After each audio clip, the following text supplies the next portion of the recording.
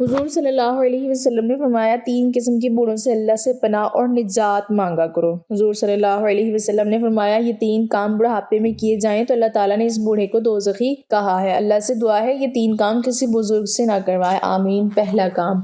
بسم اللہ الرحمن الرحیم۔ اللہ تعالیٰ نے قرآن مجید میں ارشاد فرمایا، اور ہم جس کو لمبی عمر دیتے ہیں تو ہم اس کی جسمانی بناوٹ کو ابتدائی حالت کی طرف الٹ دیتے ہیں، بس کیا وہ سمجھتے نہیں؟ صاحب تبیان القرآن اس آیت کریمہ کی تفسیر میں تحریر فرماتے ہیں کہ کفار یہ کہہ سکتے تھے کہ ہم دنیا میں بہت کم عرصہ رہے تھے، اگر ہم دنیا میں زیادہ عرصہ رہتے تو اے ہمارے رب ہمارے ایمان و عمل میں کوئی کمی کوئی کوتاہی نہ ہوتی۔ اللہ تعالیٰ نے اس آیت کریمہ میں ان کے اس عذر کا رد فرمایا ہے۔ اس کا خلاصہ یہ ہے کہ کیا تم کو یہ معلوم نہیں کہ تم دنیا میں اپنی عمر کے اس حصے تک پہنچے تھے جب تمہارے قوا کمزور ہو چکے تھے، اور ہم نے تم کو اتنی لمبی زندگی دی تھی جس میں تم اگر چاہتے تو غور و فکر کر کے ایمان لا سکتے تھے، جیسا کہ اس آیت میں فرمایا کیا ہم نے تمہیں اتنی لمبی عمر نہیں دی تھی جس میں جو شخص نصیحت قبول کرنا چاہتا وہ نصیحت قبول کر لیتا، اور تمہارے اس عذاب سے ڈرانے والا بھی آ چکا تھا۔ انسان کی زندگی مختلف ادوار میں گزرتی ہے اور اس کے جسم کے متعدد اور مختلف کیفیات کا ترتب ہوتا ہے۔ اس کی ابتدا تراب یعنی مٹی سے ہوتی ہے، پھر یہ مٹی نبات کی شکل میں ڈھل جاتی ہے اور سبزہ اس کی غذا بنتا ہے، اور غذا خون بناتی ہے، پھر نطفہ بناتی ہے، پھر نطفہ رحم میں جا کر علقہ یعنی جمع ہوا خون بن جاتا ہے، پھر مضغہ یعنی گوشت کی بوٹی بن جاتا ہے، پھر اس کی ہڈیاں پہنائی جاتی ہیں اور اس میں روح ڈالی جاتی ہے، اور جب ماں کے پیٹ میں بچے کی شکل مکمل ہو جائے تو اس کو جنین کہتے ہیں، جب وضع حمل ہو جائے تو اس کو ولید کہتے ہیں، ماں کا دودھ پینے لگے تو اسے رضیع کہتے ہیں، ٹھوس غذا کھانے لگے تو اس کو فطیم کہتے ہیں، کھیلنے کودنے کی عمر کو پہنچ جائے تو اس کو صبی کہتے ہیں، آنکھوں کو بہانے لگے تو اسے غلام کہتے ہیں، چہرے پر سبزہ پھوٹنے لگے تو اس کو مراحق کہتے ہیں، بلوغت کو پہنچ جائے تو اس کو بالغ کہتے ہیں، جوان ہو جائے تو شاب کہتے ہیں، پختہ عمر ہو جائے تو رجل کہتے ہیں، جب 30 سال کی عمر ہو جائے تو کہول کہتے ہیں، 40 سال کی عمر ہو تو شیخ کہتے ہیں، 60 سال کی عمر ہو تو شیخ فانی، اور عمر ڈھلتے ڈھلتے جب موت کی دہلیز تک پہنچ جائے، ہڈیاں کمزور ہو جائیں، جسم لاغر ہو جائے، حافظہ کمزور ہو جائے تو اس کو ارذل عمر کہتے ہیں، اور پھر اس کے بعد وہ میت ہو جاتا ہے، اور مرنے کے بعد پھر تراب یعنی مٹی ہو جاتا ہے، اور مٹی سے اس کی ابتدا ہوئی تھی اور پھر بالآخر مٹی بن جاتا ہے۔ لہٰذا انسان کی عمر کا کارآمد حصہ وہ ہوتا ہے جب وہ جوان ہوتا ہے۔ عمر کے اس حصے کی قدر کرنی چاہیے اور اس عمر میں زیادہ سے زیادہ نیکیاں کرنی چاہیے۔ حدیث پاک میں ارشاد ہے کہ آپ صلی اللہ علیہ وسلم نے ایک شخص سے فرمایا 5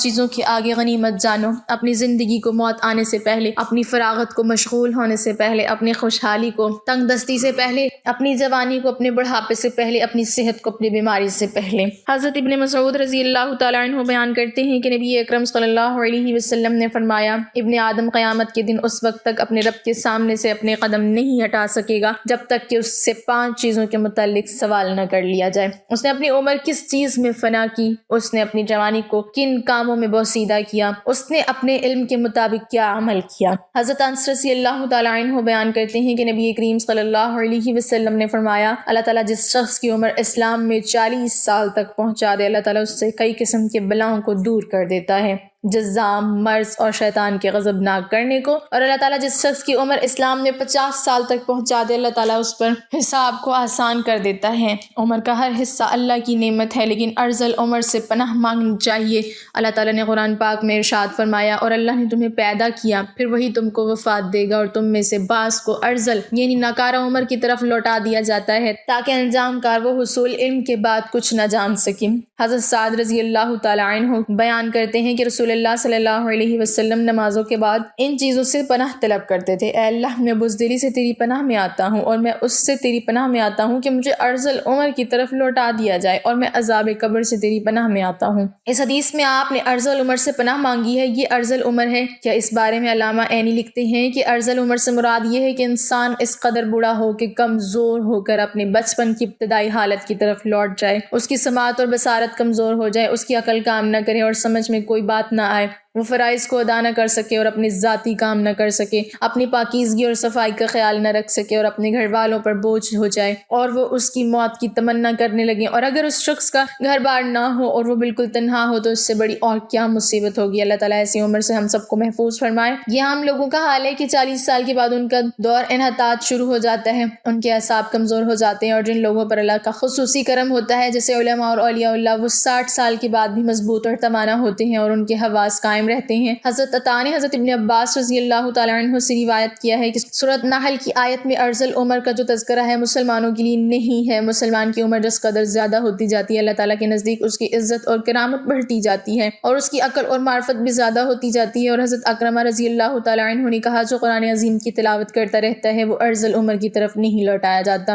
ناظرین، ایک دفعہ ایک شخص حضرت علی رضی اللہ تعالیٰ عنہ کی خدمت میں حاضر ہوا اور ان سے سوال کیا۔ اس نے کہا کہ میرے بال سفید ہو جاتے ہیں، اس کا کیا مقصد ہے؟ حضرت علی رضی اللہ تعالیٰ عنہ نے فرمایا کہ جب حضرت آدم علیہ السلام زمین پر آئے اور وہ بوڑھے ہونے لگے اور ان کے بال بھی سفید ہونے لگے، اور جب پہلی مرتبہ حضرت آدم علیہ السلام نے اپنے بالوں کو سفید ہوتے دیکھا تو اللہ تعالیٰ سے عرض کی، اے میرے اللہ، میرے بال کیوں سفید ہو رہے ہیں؟ تو اللہ تعالیٰ نے فرمایا بالوں کو سفید ہونا بڑھاپے، بزرگی اور تجربات میں فراوانی کی طرف اشارہ ہے۔ انسان کا بوڑھا ہونا انسان کو نفسیاتی خواہشات سے دور کرتا ہے اور اس بات کو واضح کرتا ہے کہ اس شخص کے پاس زندگی میں تجربات ہیں جس سے مشورہ لے کر آپ اپنے فیصلوں کو بہتر بنا سکتے ہیں۔ اس سے زیادہ بوڑھوں کے مشورے اللہ تعالیٰ زیادہ پسند کرتا ہے، یعنی کہ بوڑھوں کے پاس جو تجربات ہوتے ہیں وہ اچھا مشورہ دیتا ہے اور اللہ تعالیٰ بھی ان مشوروں کو پسند کرتے ہیں۔ اسی طرح بالوں کے احکامات کے حوالے سے آپ کو یہ بھی بتاتے ہیں کہ سفید بالوں کو اکھیڑنا چاہیے یا نہیں، یا پھر بالوں کو رنگ کرنا چاہیے یا نہیں۔ عمر بن شعیب رضی اللہ تعالیٰ عنہ سے روایت ہے کہ حضور اکرم صلی اللہ علیہ وسلم نے فرمایا سفید بالوں کو نہ اکھاڑو کیونکہ بڑھاپا بالوں کا سفید ہونا مسلمانوں کے لیے نور ہے۔ جو شخص حالت اسلام میں بڑھاپے کی طرف قدم بڑھاتا ہے، جب کسی مسلمان کا ایک بال سفید ہوتا ہے تو اس کی وجہ سے اللہ پاک اس کا ایک گناہ مٹا دیتا ہے اور اس کی ایک نیکی لکھ دیتا ہے اور اس کا ایک درجہ بلند کر دیتا ہے۔ اسی طرح یہ حدیث مختلف کتابوں میں بیان کی گئی ہے، احادیث کی جو کتابیں ہیں ان میں بھی ان کو بیان کیا گیا ہے۔ اب وہ دوسری بات کرتے ہیں کہ سفید بالوں کو رنگنا چاہیے یا نہیں۔ بالوں کو رنگنا خضاب کہلاتا ہے۔ رسول اکرم صلی اللہ علیہ وسلم نے سفید بالوں کو رنگنے کا حکم دیا ہے۔ سیدنا ابو ہریرہ رضی اللہ تعالیٰ عنہ روایت فرماتے ہیں کہ رسول اکرم صلی اللہ علیہ وسلم نے فرمایا بڑھاپا بالوں کی سفیدی کو خضاب کے ذریعے بدل ڈالو اور خضاب نہ لگانے میں یہودیوں کی مشابہت نہ کرو۔ اسی طرح ایک دوسری روایت ہے کہ آپ صلی اللہ علیہ وسلم نے فرمایا یہودی اور نصرانی یعنی کہ عیسائی خضاب نہیں لگاتے تھے، لہٰذا تم ان کے خلاف کرو یعنی کہ خضاب لگاؤ۔ اسی طرح ایک اور جگہ بیان کیا گیا ہے کہ مہندی کا خضاب لگانا یا مہندی میں کوئی چیز ملا کر سفید بالوں کو رنگ کرنا بھی جائز ہے۔ زرد خضاب لگانا بھی ٹھیک ہے۔ سیدنا ابن عمر رضی اللہ تعالیٰ عنہ سے روایت ہے کہ رسول اکرم صلی اللہ علیہ وسلم دم دباغت دیے ہوئے اور بغیر بال کے چمڑے کا جوتا پہنتے تھے اور اپنی ریش یعنی کہ داڑھی مبارک پر آپ ورش جو ایک گھاس ہے جو یمن کے علاقے سے ملتی ہے اس کے ذریعے اور زعفران کے ذریعے رنگ لگاتے تھے۔ مہندی لگانا جائز کہا جاتا ہے، لیکن کچھ علماء کے نزدیک کہا جاتا ہے کہ رنگ لگانا جائز نہیں ہے، یعنی کہ مہندی تو لگائی جا سکتی ہے لیکن جو آج مختلف قسم کی پروڈکٹس سامنے آ چکی ہیں، کیمیکلز جو ہیں جن سے رنگ لگایا جاتا ہے جو آپ کی جلد پہ بھی لگ جاتے ہیں اور اگر اس کو جلدی نہ اتارا جائے تو آپ کی وہاں سے جلد بھی کالی دکھائی دیتی ہے۔ اسی طرح حدیث سے معلوم ہوتا ہے کہ آپ صلی اللہ علیہ وسلم نے بعض دفعہ سرخ اور زرد خضاب لگایا ہے۔ احادیث میں حضور اکرم صلی اللہ علیہ وسلم کے بالوں کو رنگنے کا بھی ذکر ہے۔ اسی طرح سفید بالوں میں سیاہ خضاب لگانا جائز ہے یا نہیں، اس حوالے سے بھی آپ کو بتاتے ہیں۔ سیدنا جابر بن عبداللہ رضی اللہ تعالیٰ عنہ سے روایت ہے کہ فتح مکہ کے دن سیدنا ابو بکر صدیق کے والد ابو قحافہ کو لایا گیا۔ ان کے سر اور داڑھی کے بال بالکل سفید تھے۔ حضور اکرم صلی اللہ علیہ وسلم نے فرمایا اس کا رنگ بدلو اور کالے رنگ سے بچو۔ اسی طرح ایک اور روایت ہے کہ سیدنا عبداللہ بن عباس رضی اللہ تعالیٰ عنہ سے روایت ہے کہ رسول اکرم صلی اللہ علیہ وسلم نے فرمایا ایسی قومیں آخر اس زمانے میں آئیں گی جو کبوتر کی پپوتوں کی طرح کالے رنگ کا خضاب کریں گی، وہ جنت کی خوشبو تک نہ پائیں گی۔ اس سے یہ واضح ہوتا ہے کہ کالا رنگ نہیں کرنا چاہیے، جو مختلف مہندی وغیرہ ہے وہ لگا لینی چاہیے۔ سیدنا ابن عمر رضی اللہ تعالیٰ عنہ سے روایت ہے کہ رسول اکرم صلی اللہ علیہ وسلم نے غذا منع کیا ہے۔ غذا کی 4 اقسام ہوتی ہیں۔ سب سے پہلے یہ کہ سر کے بال سارے نہ منڈوانا بلکہ جگہ جگہ سے پھٹے ہوئے بادلوں کی طرح ٹکڑوں سے منڈوانا، جبکہ دوسری جو ہے وہ یہ ہے کہ درمیان سے سر کے بال منڈوانا اور اطراف سے بال چھوڑ دینا، جبکہ تیسری یہ ہے کہ اطراف سے منڈوانا اور درمیان سے سر کے بال چھوڑ دینا، جبکہ چوتھی یہ ہے کہ آگے سے بال منڈوانا اور پیچھے سے چھوڑ دینا۔ جو آج ہم مختلف فیشنز دیکھتے ہیں، مختلف سٹائلز دیکھتے ہیں جو مغرب سے ہمارے معاشرے میں آتے ہیں، ان سے منع کیا گیا ہے۔ علامہ ابن تمیمہ رحمۃ اللہ علیہ فرماتے ہیں کہ عدل و انصاف قائم کرنے کے لیے اللہ اور اس کے رسول اکرم صلی اللہ علیہ وسلم کی کمال صحبت اور شفقت سے انسانی جسم میں بھی عدل کا خیال رکھا کہ سر کا بعض حصہ منڈوا کر اور بعض حصہ ترک کر کے سر کے ساتھ بے انصافی نہ کی جائے، بالوں سے کچھ حصہ سر کا ننگا کر دیا جائے اور کچھ حصہ ڈھانپ لیا جائے، یہ ظلم کی ایک قسم ہے۔ اسی طرح سیدنا ابن عمر رضی اللہ تعالیٰ عنہ سے روایت ہے کہ نبی اکرم صلی اللہ علیہ وسلم نے ایک بچے کو دیکھا کہ اس کے سر کا کچھ حصہ منڈا ہوا تھا اور کچھ چھوڑا ہوا تھا۔ آپ صلی اللہ علیہ وسلم نے ان کو ایسا کرنے سے روکا اور فرمایا تم اس کا سارا سر منڈواؤ یا سارا سر چھوڑ دو۔ اس حکم میں جوان بوڑھے تمام لوگ ہی شامل ہیں، صرف بچوں کی تشخیص کی کوئی دلیل نہیں ملتی۔ سائنس نے بھی مختلف ریسرچ کی ہے اور ان کے مطابق سر کے بالوں کے سفید ہونے کے 6 اسباب ہیں۔ پہلی وجہ یہ ہے کہ وراثت میں یعنی کہ آپ کے باپ دادا سے چلتا ہوا آتا ہے، یعنی کہ گنجا پن یا سفید بال۔ دوسری وجہ یہ ہے کہ آٹو امیون امراض جو کہ ایک بیماری ہے، اس کی وجہ سے بھی یہ ہوتا ہے۔ تیسری وجہ ہے آلودہ ماحول یعنی کہ گندگی کی وجہ سے بھی انسان کے جو بال ہیں وہ سفید ہوتے ہیں۔ چوتھی وجہ ذہنی تناؤ ہے، یعنی کہ انسان جب زیادہ سوچتا ہے یا ڈپریسڈ رہتا ہے یعنی ذہنی تناؤ کا شکار ہوتے ہیں، اس کی وجہ سے بھی سر کے بال سفید ہو جاتے ہیں۔ پانچویں وجہ سگریٹ کے دھوئیں کی زد میں رہتا ہے، یعنی کہ آپ کے ارد گرد سگریٹ رہے، اس کا دھواں رہے یا آپ خود بھی سگریٹ پیتے رہیں، اس کی وجہ سے بھی بال زیادہ سفید ہوتے ہیں۔ چھٹی وجہ یہی ہے کہ عمر کی وجہ سے بال سفید ہوتے ہیں۔ حضرت ابو ہریرہ رضی اللہ تعالیٰ عنہ فرماتے ہیں کہ میں نے حضرت محمد صلی اللہ علیہ وسلم کو فرماتے ہوئے سنا ہے کہ جس مسلمان کے سفید بال ہوں وہ اپنے سفید بالوں کو نہ اکھاڑے، کیونکہ قیامت کے دن سفید بال بندے کے لیے نور بن کر ظاہر ہوں گے۔ سفید بالوں کے بدلے اللہ تعالیٰ جتنی تعداد میں سفید بال ہوں گے، سفید بال کے حساب سے اس بندے کی نیکیوں میں اضافہ کر دے گا اور ایک ایک بال کے بدلے اس کے گناہوں کو مٹا دیا جائے گا۔ یحییٰ بن سعید سے مروی ہے کہ میں نے سعید بن مسیب کو یہ فرماتے ہوئے سنا ہے کہ حضرت ابراہیم علیہ السلام دنیا میں سب سے پہلے فرد ہیں جس نے اپنی مونچھوں کو کاٹ دیا، اور آپ علیہ السلام جب بڑھاپے کو پہنچے تو آپ علیہ السلام کے بال سفید ہو گئے، تو آپ علیہ السلام نے اللہ تعالیٰ سے پوچھا اے میرے مالک یہ کیا ماجرا ہے؟ اللہ تعالیٰ نے آپ علیہ السلام کو جواب دیا اے میرے دوست یہ میری رحمت ہے۔ بالوں کے سفید ہونے سے انسان کی شان و شوکت، عزت و وقار بڑھ جاتا ہے اور تمام برے کاموں سے بچنے کی علامت ہے۔ حضرت ابراہیم علیہ السلام نے عرض کیا اے میرے مولا یہ تو تیری بڑی شان ہے، اے اللہ میرے وقار کو بلند فرما۔ آپ صلی اللہ علیہ وسلم کا فرمان عالی شان ہے کہ جو مسلمان بوڑھا ہو گیا تو اس کا بڑھاپا اس کے لیے قیامت کے دن نور بن کر ابھرے گا۔ ایک بندے نے نبی اکرم صلی اللہ علیہ وسلم سے عرض کی اے اللہ کے نبی لوگ سفید بالوں کو اکھاڑ دیتے ہیں۔ اس کا جواب سن کر آپ صلی اللہ علیہ وسلم نے فرمایا کہ جو بندہ اپنے سفید بالوں کو اکھاڑتا ہے تو اس نے قیامت کے دن اپنے نور کو ختم کر دیا ہے۔ حضرت ابوبکر صدیق رضی اللہ تعالیٰ عنہ فرماتے ہیں کہ ایک دفعہ ایک آدمی نبی کریم صلی اللہ علیہ وسلم کی بارگاہ میں پیش ہوا اور کہنے لگا اے اللہ کے رسول ہم میں سے کون سا بندہ بہتر ہے؟ آپ صلی اللہ علیہ وسلم نے فرمایا کہ جو بندہ بڑھاپے میں پہنچ گیا اور اس کی نیکیاں بہت زیادہ ہیں وہ سب سے بہتر ہے۔ اس نے پھر دریافت کیا کہ یا رسول اللہ صلی اللہ علیہ وسلم سب سے برا کون شخص ہے؟ آپ صلی اللہ علیہ وسلم نے فرمایا کہ جو بڑھاپے میں گیا اور اس کی گناہ زیادہ ہوں۔ حضرت انس بن مالک رضی اللہ تعالیٰ عنہ سے روایت ہے کہ رسول اللہ صلی اللہ علیہ وسلم نے فرمایا کہ بچہ جب تک بالغ نہیں ہوتا اس کے نیک عمل اس کے والد یا والدین کے حساب میں لکھے جاتے ہیں، اور جو کوئی برا عمل کرے تو وہ نہ اس کے حساب میں لکھا جاتا ہے نہ والدین کے۔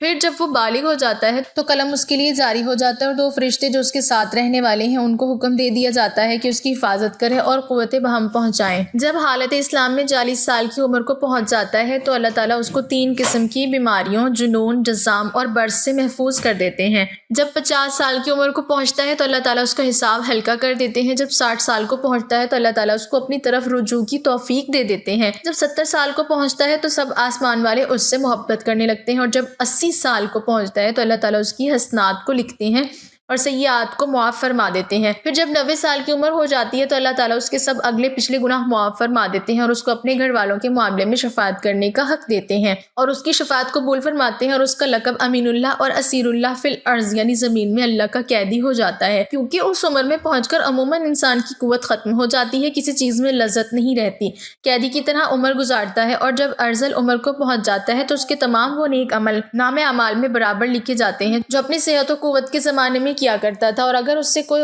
گناہ ہو جاتا ہے تو وہ لکھا نہیں جاتا۔ حضرت جابر رضی اللہ تعالیٰ عنہ سے مروی ہے کہ آپ صلی اللہ علیہ وسلم نے فرمایا ہے کہ حضرت جبرائیل علیہ السلام ابھی میرے پاس آئے اور فرمایا کہ قسم ہے مجھے اللہ تبارک و تعالیٰ کی جس نے آپ کو حق و سچ کے ساتھ بھیجا ہے، ایک آدمی نے 500 سال تک سمندر میں ایک پہاڑ کے اوپر رہ کر اللہ تعالیٰ کی عبادت میں گزار دیے۔ یہ پہاڑ تقریباً 300 مربع میل پر مشتمل تھا۔ یہ پہاڑ کئی سینکڑوں میل میں پھیلے سمندر کے اندر واقع ہے۔ اللہ تبارک و تعالیٰ نے اس بندے کے لیے اس پہاڑ پر میٹھے پانی کا چشمہ عطا کر دیا جس کی دھار ہاتھ کی انگلی کے برابر ہے۔ اس پہاڑ کے پاس ایک انار کو اگا دیا ہے جس پر ہر دن ایک انار لگ جاتا تھا۔ وہ بندہ پہاڑ سے نیچے آتا، انار سے پیٹ بھرتا، پھر وضو کرتا اور اللہ تعالیٰ کی عبادت میں مصروف ہو جاتا تھا۔ جب اس نے ایک بندے کی موت کا وقت آیا تو اس نے اللہ تعالیٰ سے دعا کی، اے اللہ میری موت سجدے کی حالت میں آئے اور میرے جسم کو پاک صاف جگہ پر محفوظ کر دیا جائے، اور جب قیامت کے دن دوبارہ مجھے زندہ کیا جائے تو سجدے کی حالت میں زندہ کیا جائے۔ اللہ تعالیٰ نے اس کی اس خواہش کو پورا کر دیا۔ ہم آسمانوں پر جاتے ہیں اور زمین پر اترتے وقت اس کو سجدے کی حالت میں ہی دیکھتے ہیں۔ روز قیامت جب اس شخص کو اللہ تعالیٰ کی بارگاہ میں پیش کیا جائے گا تو اللہ تبارک و تعالیٰ اس کو فرمائے گا کہ اے میرے بندے میری رحمت سے جنت میں چلے جاؤ۔ تو یہ بندہ سوال کرے گا، اے اللہ میرے نام اعمال کی وجہ سے مجھے جنت میں کیوں نہیں بھیجا جا رہا؟ 2 بار یہی قصہ ہوگا، پھر اللہ تعالیٰ فرمائے گا جا بندے میری رحمت سے جنت میں چلے جا۔ پھر بندہ کہے گا اے اللہ میرے اعمال کی وجہ سے مجھے جنت کیوں نہیں عطا کی جا رہی؟ تو اللہ تعالیٰ اسے فرمائے گا کہ تجھے جو نعمتیں میں نے عطا کی ہیں اس کا اور تیرے عمل دونوں کا حساب کتاب ہوگا۔ صرف آنکھ کی نعمت سے اس کے 500 سال کے سارے کیے گئے نیک اعمال ختم ہو جائیں گے، اور باقی سارے جسم کے اوپر جو احسان ہوں گے وہ زیادہ ہوں گے۔ اللہ تعالیٰ فرمائے گا کہ اس بندے کو جہنم میں ڈال دو۔ جب اس کو جہنم میں لے جانے کے لیے پکڑا جائے گا تو وہ بندہ کہے گا اے اللہ تعالیٰ مجھے اپنی رحمت کے ذریعے جنت میں بھیج دو۔ اللہ تعالیٰ فرمائے گا کہ میرے اس بندے کو ادھر لاؤ۔ جب اس کو لایا جائے گا تو اللہ تعالیٰ فرمائے گا کہ تجھ کو پیدا کرنے والا کون ہے؟ وہ بندہ کہے گا اے اللہ تعالیٰ آپ ہی مجھے دنیا میں زندگی دینے والے ہیں۔ پھر اللہ تعالیٰ فرمائے گا کہ تجھ کو 500 سال تک زندہ رکھ کر عبادت کی توفیق دینے والا کون ہے؟ وہ جواب دے گا یا اللہ آپ نے ہی مجھے زندہ رکھا اور عبادت کی ہمت دی۔ اللہ تعالیٰ فرمائے گا کہ تجھے سمندر میں پہاڑ کے اوپر کس نے پہنچایا اور وہاں پانی اور انار مہیا کرنے والا کون ہے؟